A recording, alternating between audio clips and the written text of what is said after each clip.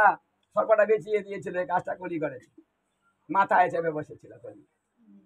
মাথায় চেপে যদি কারো কলি বসে তাহলে কি হয় জানেন? তার মতিভ্রম হয়, মাথা নষ্ট হয়, ঠিক থাকে না ব্রেন, উল্টা পাল্টা কথা বলবে, উল্টা পাল্টা কাজ করে, যা খুশি তাই করবে, কারণ তখন তার হিতাহিত জ্ঞান থাকে না।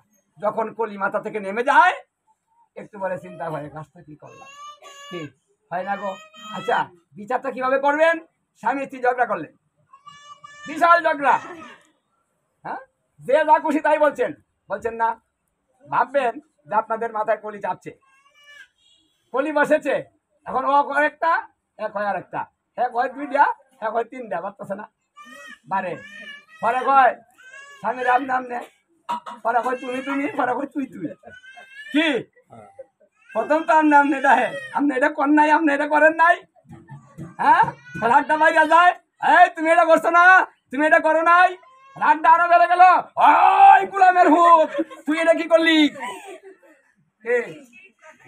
যেই কয় গোলামের হুত তুই, ওই কি কইছ তুই আমারে, তুই কইলি, কলি আর খেয়ে গেল গেল গাইয়া, কলি কই কিরম দেখ লাগাইয়া দিলাম, হ্যাঁ, এই কাজটা আমি করি, এই জন্য আমার নাম কলি, কারণ আমি কলহ করাই, এটা আমার জায়গা, আমার জায়গায় বাস করবে, আর আমি কিছু করাবো না, তা কি করে হয়?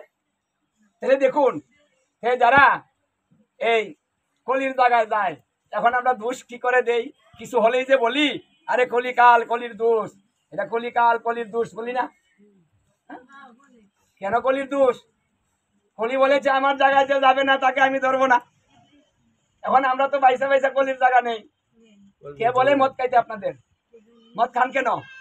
কলি বলছে তুই মদ খাবি, আমার বাড়ির থাকবি, তোকে আমি ধরবো না, তুই মিথ্যা কথা বলবি, তোকে আমি ধরবো না, তুই জুয়া খেলবি, তোকে আমি ধরবো না, তুই হিংসা করবি, তোকে আমি ধরবো না, বাহ, তুই সোনা দানা পরে রং করবা, তুই আমার ধরবো না, কি দেখেন তো সোনা দানা পরে রাস্তা বেরোন, কি বিপদ,